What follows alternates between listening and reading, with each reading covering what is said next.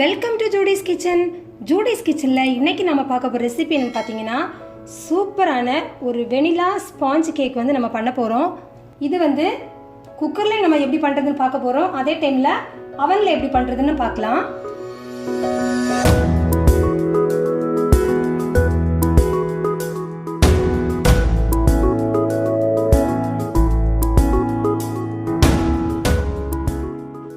இப்போ நம்ம இந்த கேக் பண்ணுறதுக்காக 2 கப் அளவு மைதா மாவு எடுத்துருக்குறோம்.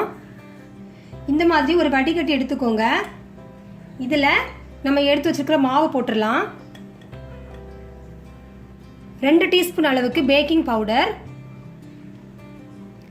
1/2 டீஸ்பூன் உப்பு, 1/2 டீஸ்பூன் பேக்கிங் சோடா. இப்போ இது எல்லாத்தையும் சேர்த்ததுக்கு அப்புறமா இந்த மாதிரி சீவ் பண்ணிக்கோங்க. ஒரு பவுல் எடுத்து 2 முட்டையை வந்து நம்ம உடைச்சி ஊற்றிடலாம்.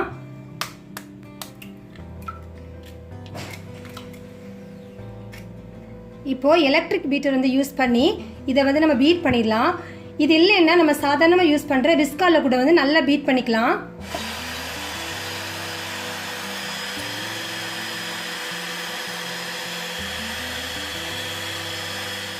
ஒரு கப் அளவுக்கு பொடிச்ச சர்க்கரை எடுக்கலாம். அதையும் வந்து நம்ம பீட் பண்ணி வச்சிருக்கிற இந்த எக்கில் வந்து சேர்த்துடலாம்.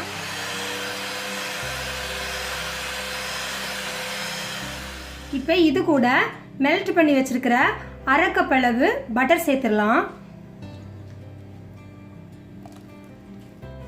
ஒரு 10 செகண்ட்ஸ் வந்து இது சேர்த்ததுக்கு அப்புறம் பீட் பண்ணிடலாம்.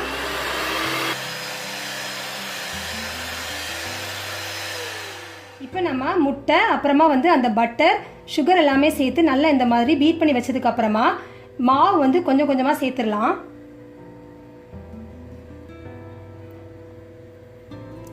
மாவை வந்து ஒரே அடியாக போடாமல் கொஞ்சம் கொஞ்சமாக சேர்த்து மிக்ஸ் பண்ணலாம்.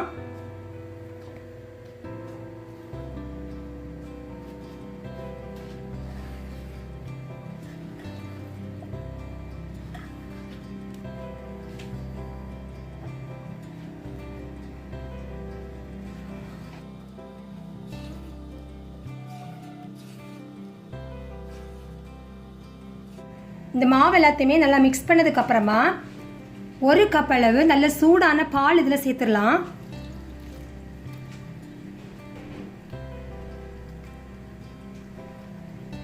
இப்போ இந்த மாவை லம்ஸ் எதுவுமே இல்லாமல் மெதுவாக வந்து நல்லா இந்த மாதிரி மிக்ஸ் பண்ணிக்கோங்க.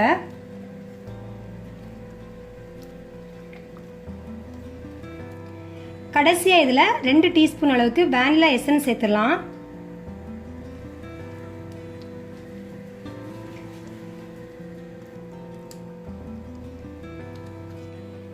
இப்போ மாவை இந்த மாதிரி நல்லா மிக்ஸ் பண்ணி எடுத்தாச்சு. இப்போ இந்த மாவை வந்து 2ஆக டிவைட் பண்ணி ஒரு பாதி வந்து குக்கரில் எப்படி பண்ணுறதுன்னு காட்ட போகிறேன்.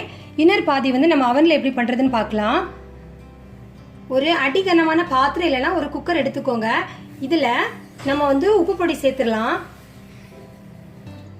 உப்பு போட்டதுக்கு அப்புறமா ஒரு ஸ்டாண்ட் இந்த மாதிரி வச்சிடலாம். குக்கர் மூடியில் வந்து இந்த கேஸ்கட் இல்லாமல் அதே மாதிரி வந்து விசில் போடாமல் வந்து இதை நம்ம மூடி வச்சிடலாம். இப்போ நம்ம இதை ஹை ஃப்ளேமில் ஒரு 10 நிமிஷம் வந்து ப்ரீஹீட் பண்ணுறதுக்கு விட்டுடலாம். குக்கர் ப்ரீஹீட் ஆகிற டைமில் நம்ம அவன் வந்து ப்ரீஹீட் பண்ணிடலாம். கன்வெக்ஷன் மோடில் 180 டிகிரி வந்து செட் பண்ணிக்கோங்க.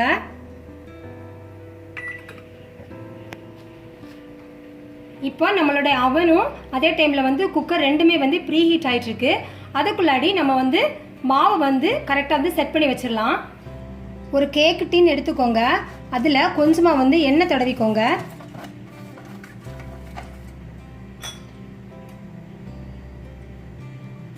இப்போ இதில் கொஞ்சமாக மாவு டஸ்ட் பண்ணிக்கலாம். நீங்கள் பட்டர் பேப்பர் யூஸ் பண்ணுறதா இருந்தால் இந்த ஸ்டெப் வந்து தேவையில்லை. இப்போ நம்ம பாதி அளவு மாவு வந்து இதில் ஊற்றிடலாம். இப்போ மீதி இருக்கிற மாவு எல்லாத்தையுமே வந்து அவனில் வைக்கிறதுக்காக ஒரு டின்னில் வந்து நம்ம வந்து மாற்றிடலாம். இதே இந்த மாதிரி நல்லா டேப் பண்ணிவிட்டு இப்போ நம்ம அவனில் வச்சிடலாம்.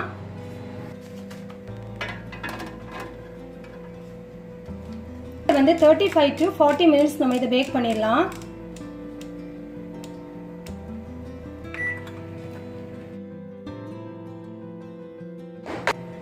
குக்கர் நல்லா ப்ரீஹீட் ஆயாச்சு.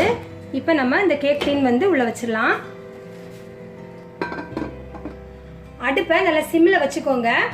இப்போ நம்ம வந்து குக்கரில் இருக்கிற இந்த கேக் வந்து ஒரு 35 மினிட்ஸ்லேருந்து 40 மினிட்ஸ் வரைக்கும் வச்சிடலாம். 35 நிமிஷத்துக்கு அப்புறமா இந்த கேக் வந்து நல்லா சூப்பராக வந்து வெந்திருக்கு. ஒரு குச்சி வச்சு இந்த மாதிரி குத்தி பார்த்துக்கோங்க. அதில் ஒட்டாமல் வந்துச்சுன்னா அது கரெக்டாக வெந்திருக்கிற பதம். 35 நிமிஷத்துக்கு அப்புறமா நம்ம அவனில் வச்ச கேக்கு வந்து கரெக்டாக வந்து வெந்திருக்கு. இப்போ இதே எடுத்துடலாம். நம்ம வந்து குக்கரில் வச்ச கேக்கும் அதே டைமில் வந்து அவனில் வச்ச கேக்கு ரெண்டுமே வேகிறதுக்கு 35 மினிட்ஸ் தான் எடுத்திருக்கு. இப்போ இதை நம்ம வந்து ஆற வைக்கிறதுக்காக ஒரு ஒயர் ரேக்கில் வந்து மாற்றிடலாம். இப்போ நம்மளோட சூப்பரான வெனிலா ஸ்பாஞ்சு கேக் வந்து ரெடி ஆயாச்சு. இப்போ நம்ம அந்த கேக்கை வந்து கட் பண்ணலாம். ரொம்ப சாஃப்டாக இருக்கும். கண்டிப்பாக அந்த ரெசிபியை எல்லாருமே நீங்கள் ட்ரை பண்ணி பாருங்கள். இந்த வீடியோ பற்றின கமெண்ட்ஸ் எனக்கு போஸ்ட் பண்ணுங்கள். இந்த வீடியோ பிடிச்சிருந்தா லைக் பண்ணுங்கள், ஷேர் பண்ணுங்கள். தேங்க்யூ.